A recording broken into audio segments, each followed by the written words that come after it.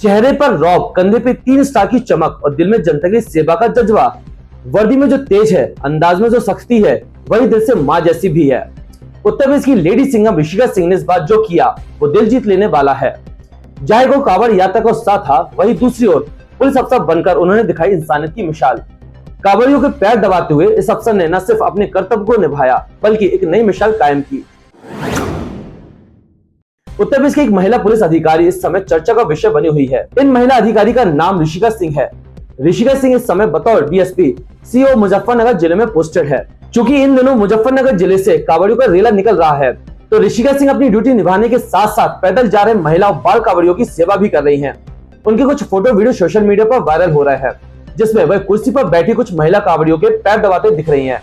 अब ऐसे में लोग उनके बारे में जानने को इच्छुक भी हैं। वर्दी में इतनी सहज और सरलता कैसे है?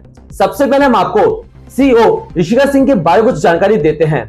वह यूपी की राजधानी लखनऊ की रहने वाली है। ऋषिका सिंह अपने माँ बाप की इकलौती संतान है। माँ बाप ने काफी लाड प्यार से उन्हें पाला पोसा, लेकिन ऋषिका सिंह इस लाड प्यार को कभी अपने लक्ष्य पर हावी नहीं होने दिया। उनका सिर्फ एक ही लक्ष्य था कि वह भारतीय पुलिस या प्रशासनिक सेवा का हिस्सा बने। कई असफलताओं के बाद 2022 में उन्हें सफलता मिली और वह यूपी पुलिस का हिस्सा बन गई। इस सफलता को पाने के लिए उन्हें काफी मेहनत करनी पड़ी। ऋषिका बताती है वे बचपन से ही माता पिता के साथ लखनऊ में ही रही हैं। लखनऊ के ही कॉलेज से उन्होंने कॉमर्स से 12वीं की परीक्षा पास की। ऋषिका ने बताया कि वह पढ़ने में बहुत तेज नहीं थी, लेकिन हर कदम पर सफलता उन्हें मिलती गई। माँ को लगता था कि वो कुछ बड़ा हासिल कर सकती हैं। इस वजह से उन्होंने कहा कि आगे की पढ़ाई वह दिल्ली यूनिवर्सिटी से करे।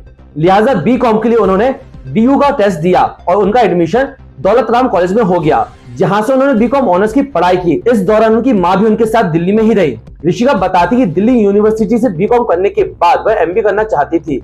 इसके लिए उन्होंने कैट की तैयारी भी शुरू कर दी, लेकिन इसमें मन नहीं लगा तो तैयारी बीच में छोड़ दी। फिर उन्हें लगा कि वह टीचर बन जाएं। काफी समय तक असमंजस की स्थिति में रहे, फिर उन्होंने फैसला किया कि वह सिविल सर्विस की तैयारी करेंगी। ऋषिका ने सबसे पहले वर्ष 2019 में यूपीपीएससी की परीक्षा दी, लेकिन इस परीक्षा में प्रीलिम्स भी क्लियर नहीं कर पाए, जिससे काफी निराशा हुई।